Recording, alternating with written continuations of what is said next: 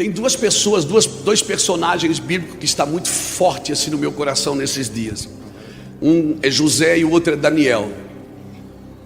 Um é um homem que trouxe um fundamento moral para uma nação chamada Babilônia, e o outro trouxe um fundamento econômico para uma nação chamada Egito. Esses dois personagens sozinhos, eles mudaram o coração de reis. Esses dois homens sozinhos numa nação, como prisioneiros nela, eles mudaram a história daquele país, por causa das revelações de Deus. Daniel foi para a Babilônia e ele não abriu uma igreja, ele abriu uma janela. Ele abriu uma janela para um lugar de promessa. E todas as vezes que o cenário ficava hostil aonde ele estava, ele abria a sua janela e ia adorar o seu Deus, no meio de um estado, de um cenário hostil.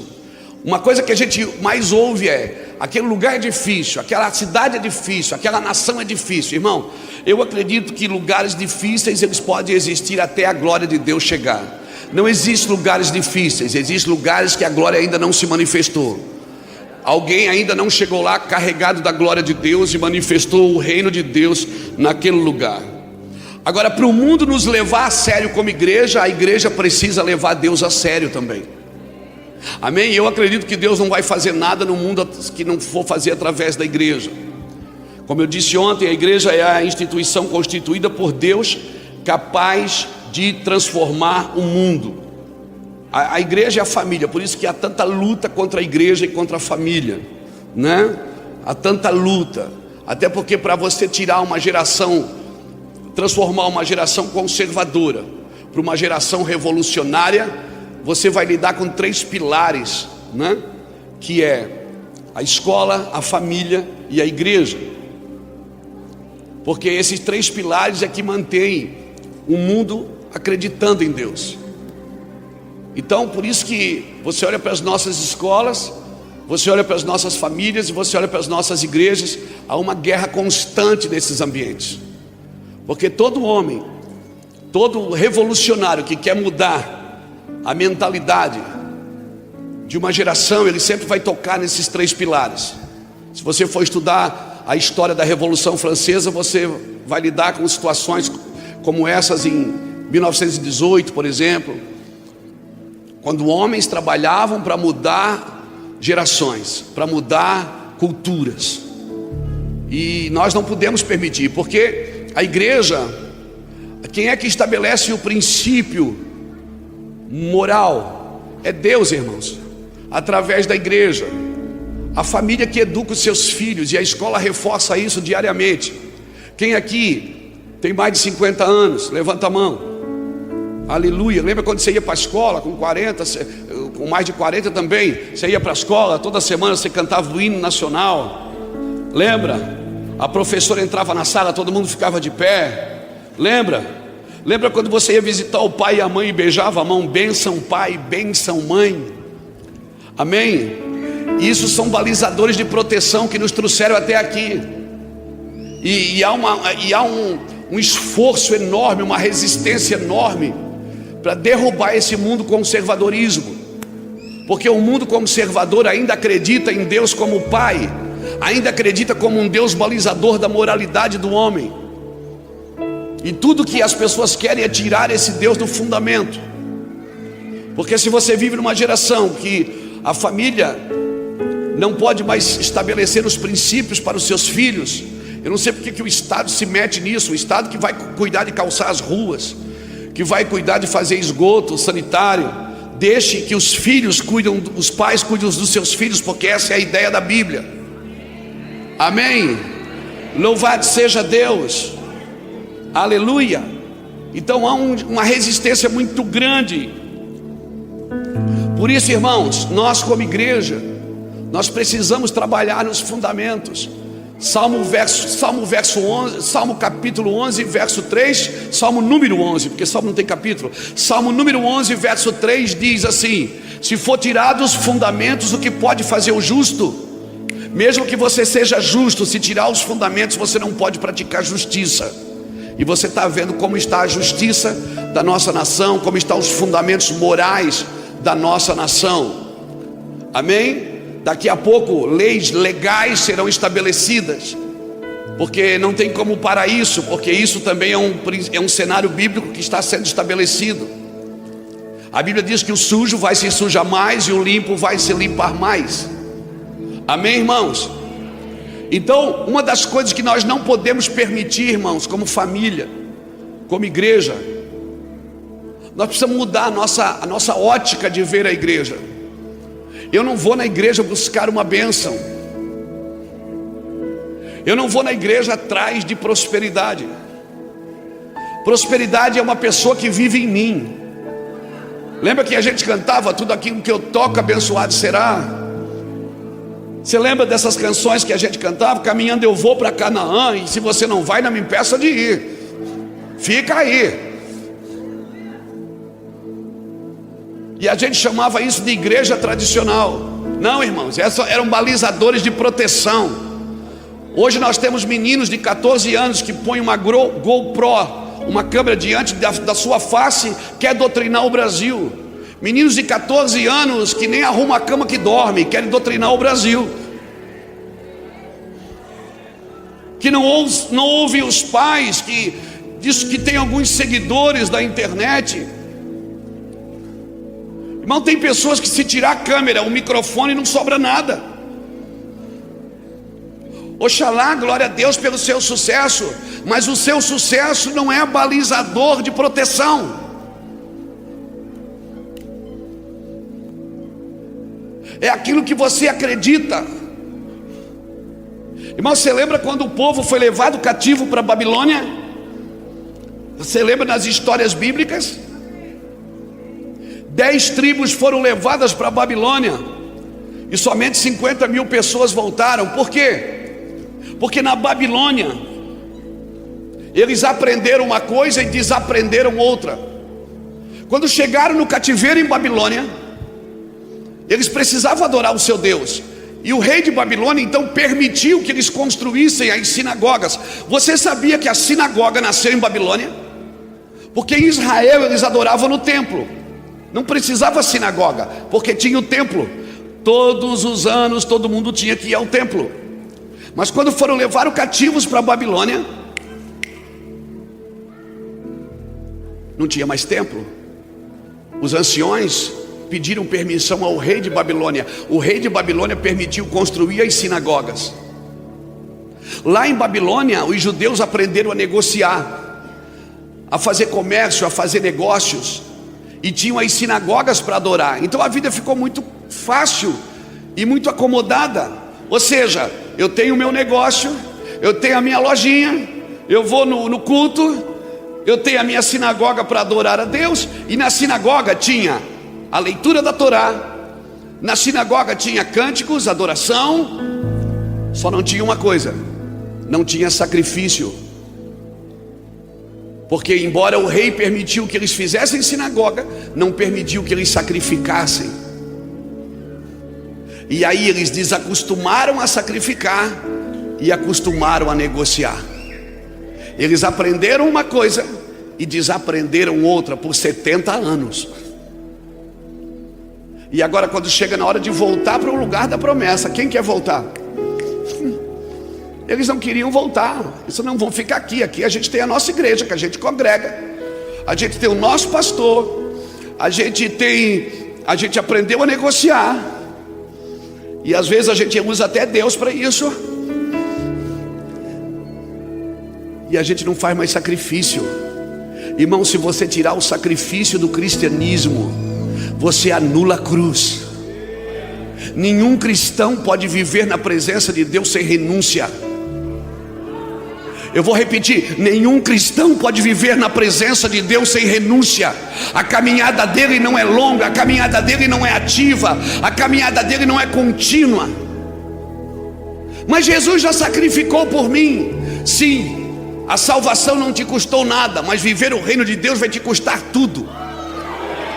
Vai custar sua vida, vai custar seu tempo, vai custar seus recursos, vai custar suas lágrimas. Você precisa entender que você é um agente de transformação. Não tem nenhum lugar que Deus te leve que Ele não queira transformar alguém ou alguma coisa. Deus sempre usa os seus agentes. Cutuca alguém que está do seu lado, diga: não tire os sacrifícios do Evangelho.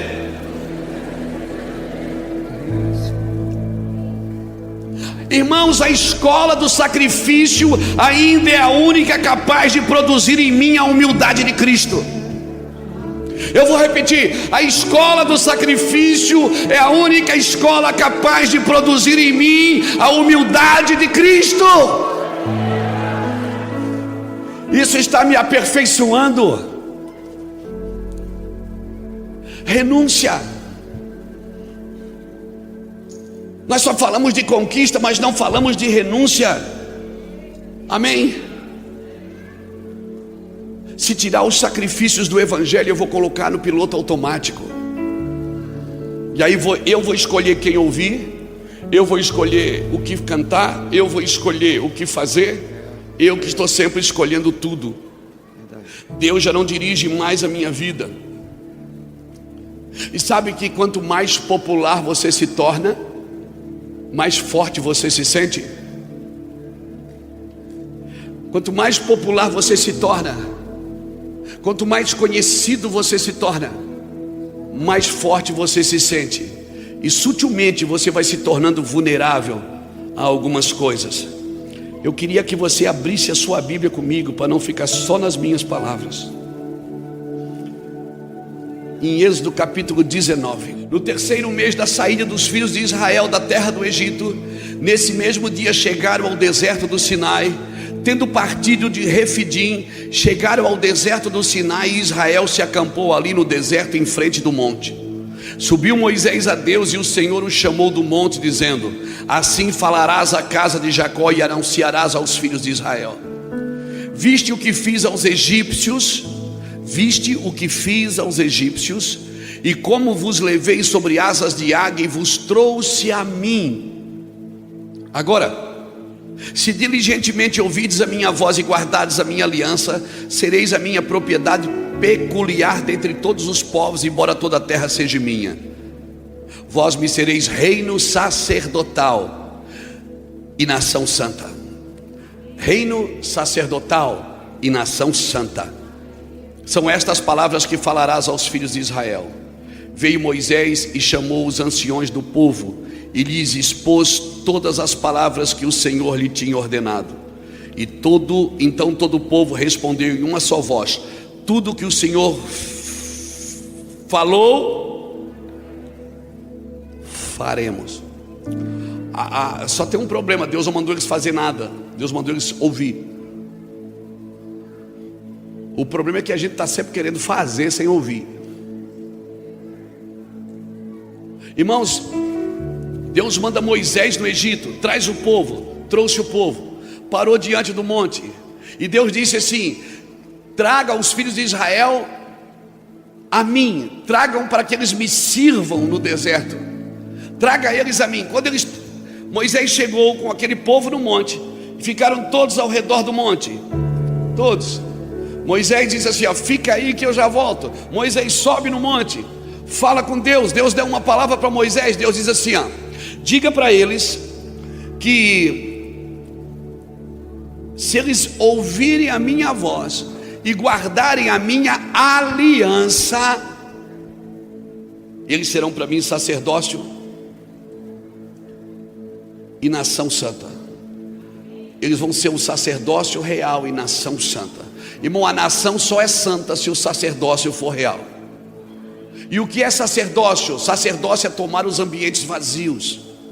Quando Deus me levanta como um sacerdote, não é só em púlpito, é para tomar ambientes vazios, para botar o pé e dizer: isso é do Senhor. Aqui nós estabelecemos um novo tempo, isso aqui é para a glória de Deus. Você está me entendendo? Deixa eu pegar a ponta do novelo para explicar isso para você. E aí Moisés desce e fala com o povo e diz assim: ó, falei com Deus ali, e Deus disse que é para a gente ficar ao redor do monte, não toca no monte. Vamos nos preparar, porque no terceiro dia Deus vai descer, e Ele vai descer e Ele vai falar conosco. E se nós ouvirmos a sua voz e guardarmos a sua aliança, nós seremos os seus sacerdotes e seremos a sua nação santa. Embora toda a terra seja dele, nós vamos ser um povo especial para ele. Você pegou? Aí Moisés desce, fala com o povo e diz: gente, falei com Deus. Deus falou que é para a gente se preparar, porque ele vai descer e ele vai fazer uma aliança com a gente. Moisés desce e o povo diz: pode descer, pode dizer para Deus que a gente vai fazer tudo que ele mandou, tudo. Aí Deus desce. E aí você vira a página assim no capítulo 20. Deus vem. Ele falou que viria. Você estando pronto ou não, ele vai vir. Ele vai descer.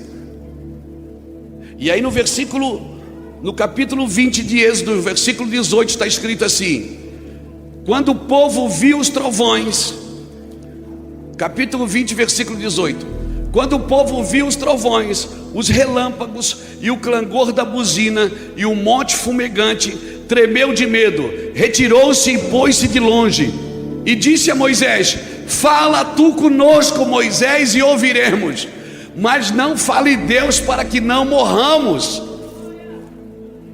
Respondeu Moisés ao povo: não temais, Deus veio para provar e para que o seu temor esteja diante de vós, para que não pequeis. O povo, olha aqui, o povo permaneceu em pé de longe, enquanto Moisés se achegou em densas trevas aonde Deus estava. Você entendeu?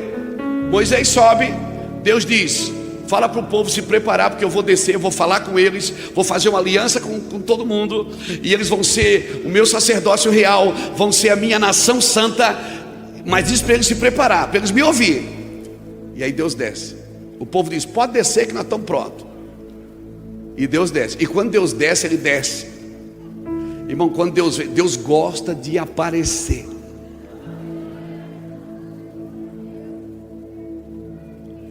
A gente costuma dizer Deus de mistério, mas eu acho que ele é Deus de revelação. Ele gosta de se mostrar. Quando ele desce, irmão, clangor de buzina, era fogo no monte, o monte tremeu, e o povo todo ao redor fez o quê? Deu no pé. E o povo começou a gritar: fala tu, Moisés, e ouviremos, mas não fala Deus, para que não morramos. E até hoje a gente prefere um Moisés falando de Deus para a gente, porque a gente não tem coragem de entrar nas profundezas de Deus, porque a sua palavra sempre ofende a nossa mente para revelar o nosso coração. Na presença de Deus. Sabe quando eu sei que uma pessoa anda com Deus? Quando ela não fala mais mal de ninguém. Obrigado pelo seu aleluia. Porque quando você entra na presença de Deus, você só consegue ver você.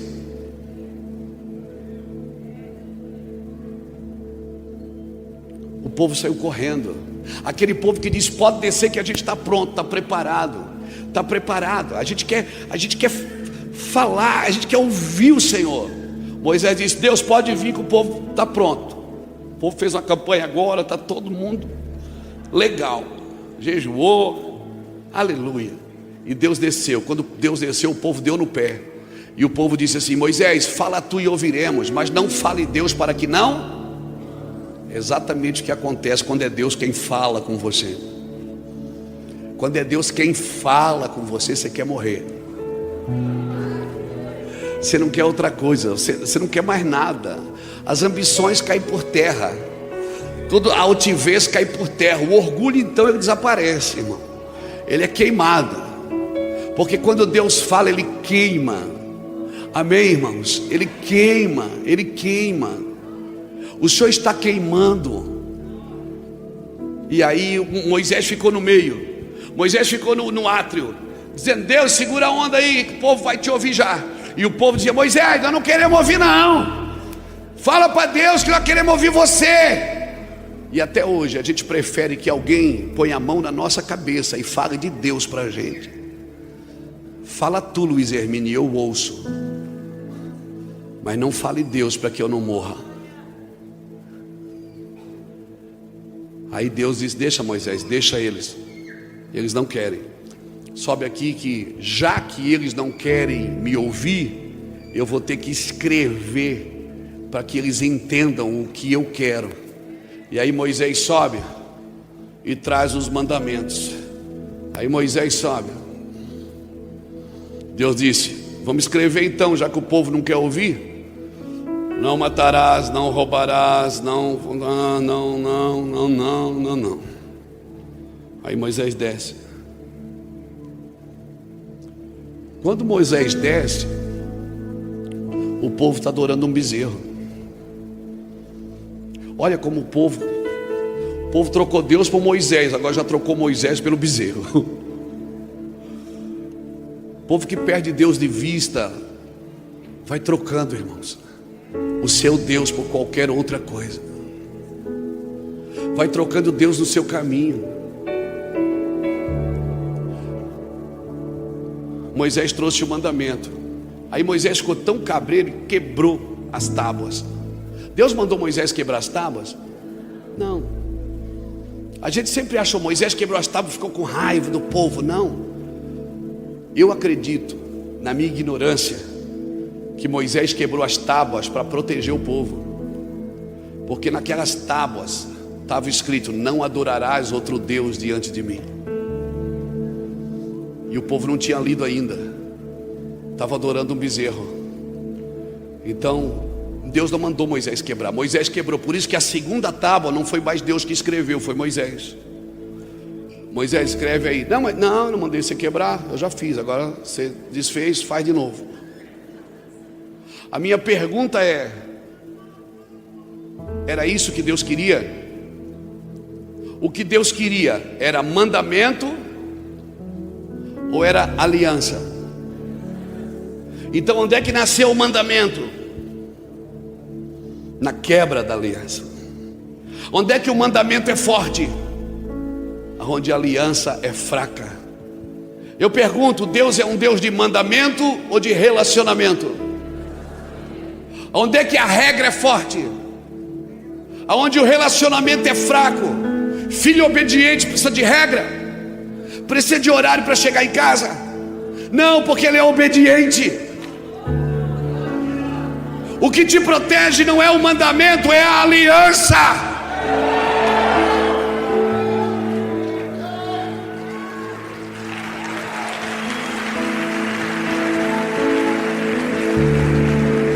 Por isso, não adianta estudar sobre o mandamento e não ter aliança com o Deus da Bíblia. Não adianta estudar a Bíblia sem conhecer de quem a Bíblia está falando. Deus me chamou para me relacionar com Ele, sem cerimônias. Quem aqui é casado, irmãos? Quem não é? Quem não é? Tapa os ouvidos.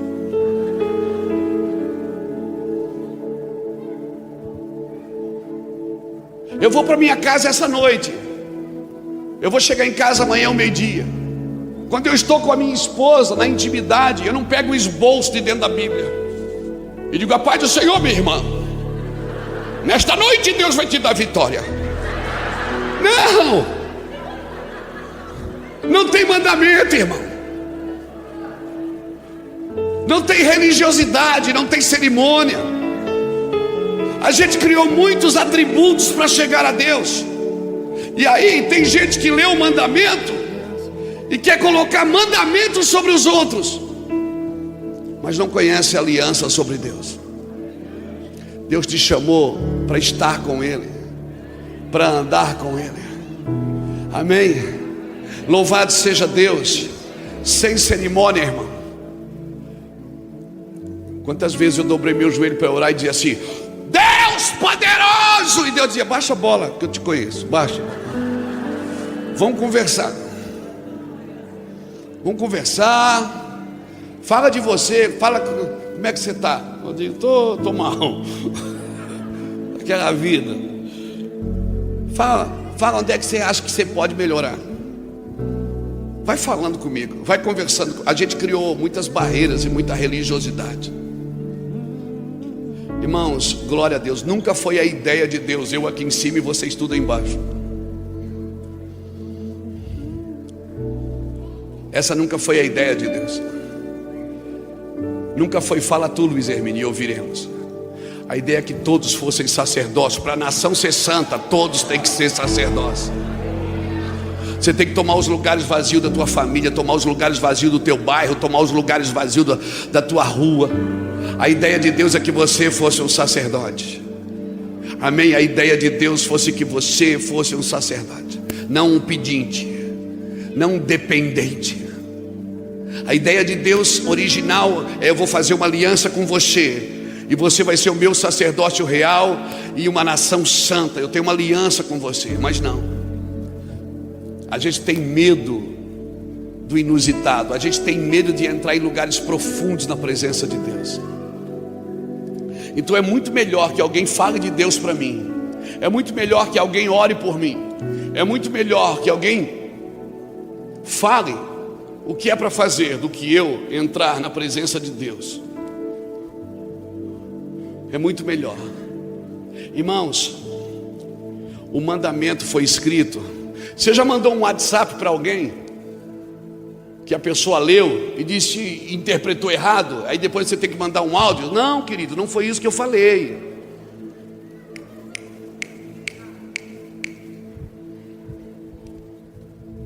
Isso aqui sem voz,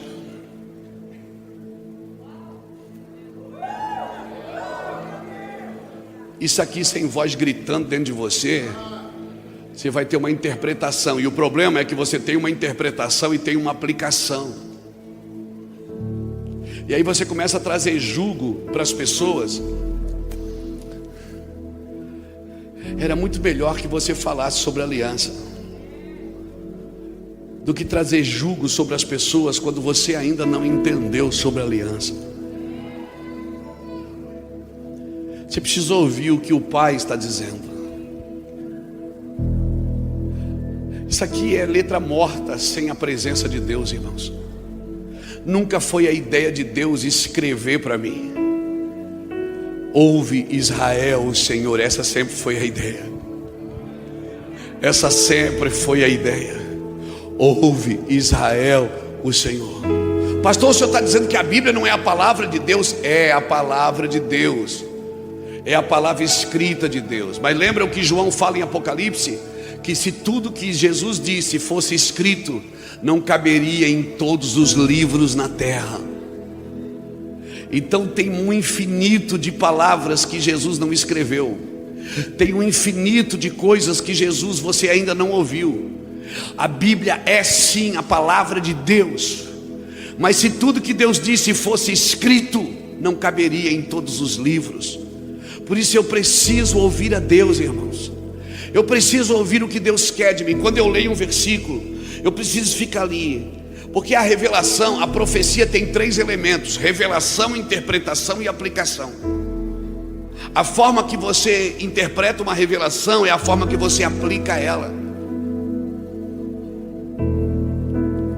E aí você teve uma experiência pessoal com Deus e você faz disso uma doutrina. Irmãos, uma vez eu estava em Portugal, há anos atrás, numa conferência de cura e milagres. E uma moça falou assim para mim: pastor Luiz, a minha patroa não gosta de crente. Eu digo, entra na fila. Ela disse: pastor, ela não gosta de crente, mas ela está com câncer em estado terminal. Ela disse: o senhor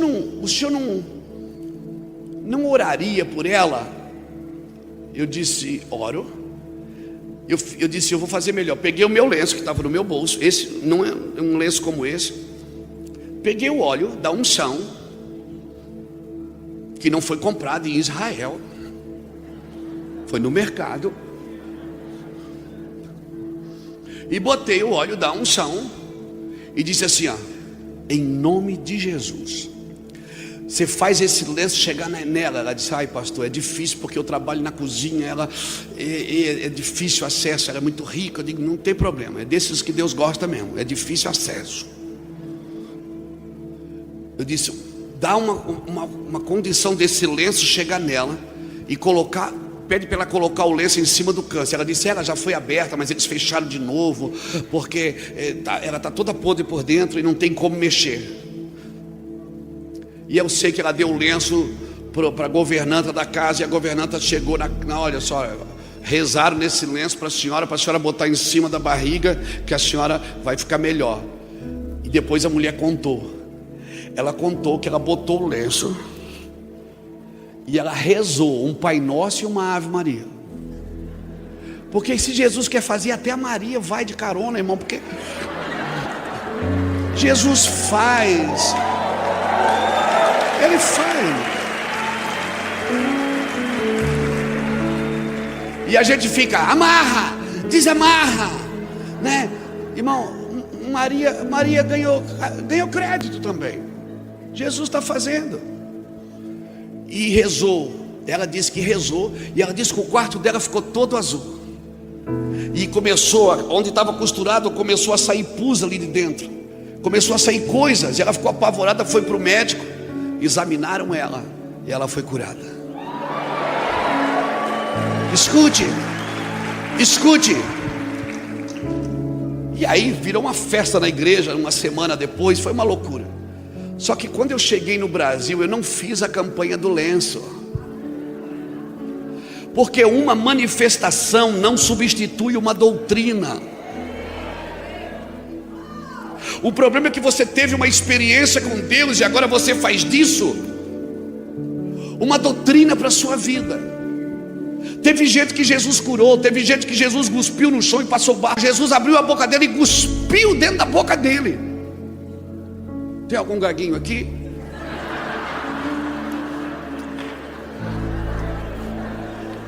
Eu sigo os passos do meu mestre.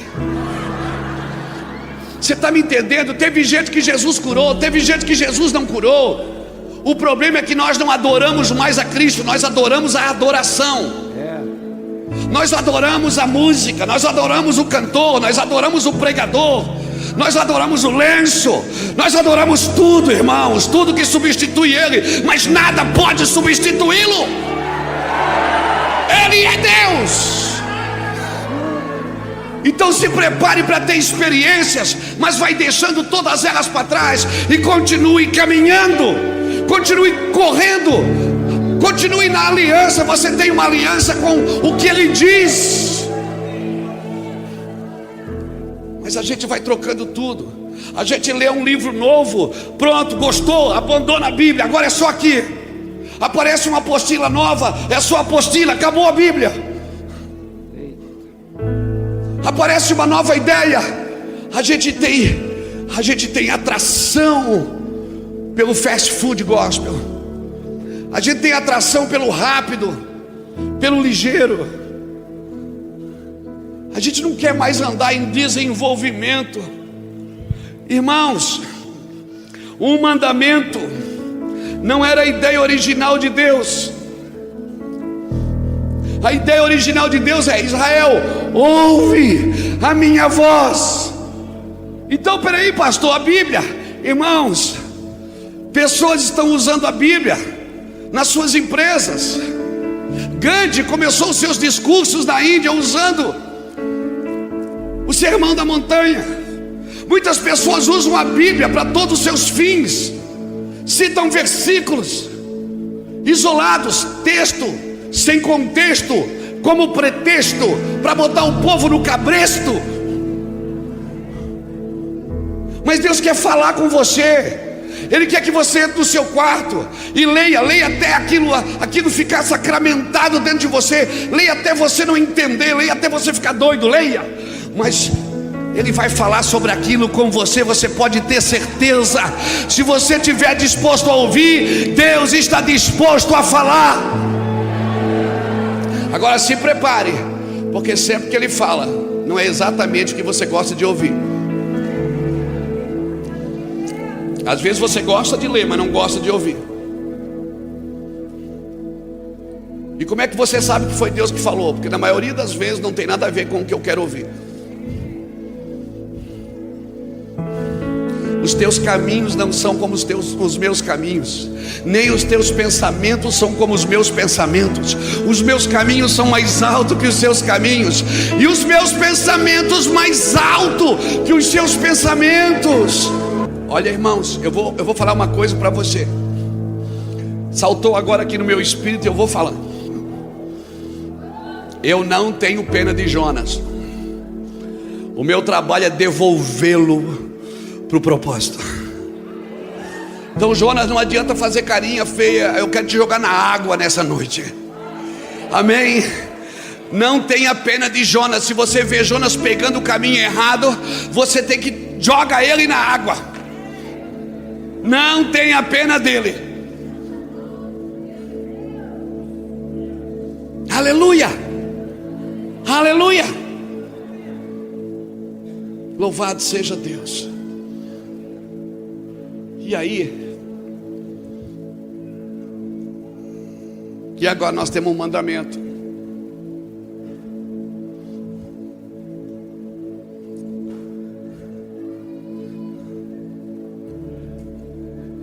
E às vezes você quer pegar o mandamento, que é mais fácil ensinar para os outros o mandamento do que a gente ouvir. Por isso que Jesus fazia alguma coisa, eles diziam: mas está escrito. Jesus estava falando e eles dizendo: mas está escrito. Ainda bem que Jeremias profetizou no capítulo 31 e versículo 31.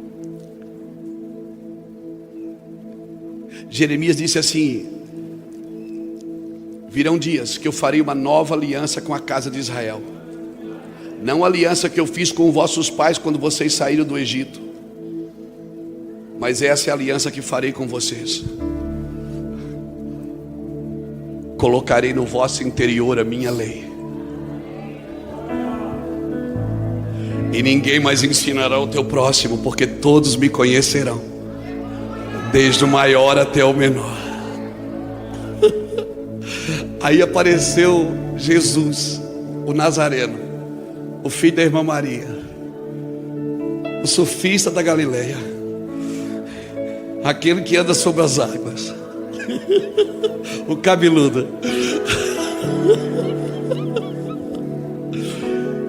Ele chegou assim: vocês ouviram o que foi dito, eu porém vos digo.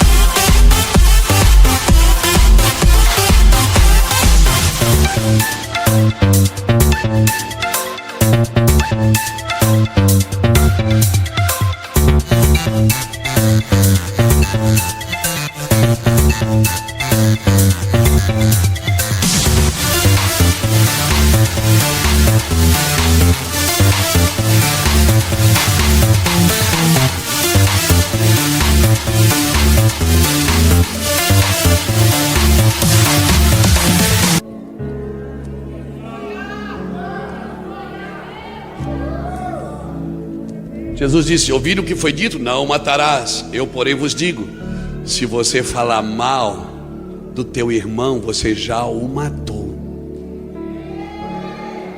Ouviste o que foi dito? Está aqui, no mandamento, está aqui. Ouviste o que foi dito? Não adulterarás. Aí meu Jesus diz assim: mas se tu olhares para a mulher do teu irmão com olhar impuro, já adulteraste com ela. E eu pergunto para você: é mais difícil viver no mandamento ou na aliança? Porque no mandamento alguém estava sempre com a lei na mão te medindo. Na aliança não. Na aliança ninguém precisa ensinar o seu próximo. Você está andando, ele está ali dentro gritando: Aí passa uma mulher bonita, você olha. Aí você tira os olhos. Aí você olha de novo. Aí você tira os olhos. E aí ele diz, oh! Aí você diz, oh, chacatalalama. Olá, manda. Não tem ninguém mais te medindo, porque Ele habita em vós e está convosco. Ele habita em você. Ninguém mais precisa enfiar o dedo no seu nariz, porque se Ele habita mesmo em você, Ele tem seus olhos, Ele tem seus ouvidos, Ele tem a sua mente, Ele tem seus pensamentos, Ele tem seus sentimentos. Ei, bendize a minha alma ao Senhor e tudo que há em mim.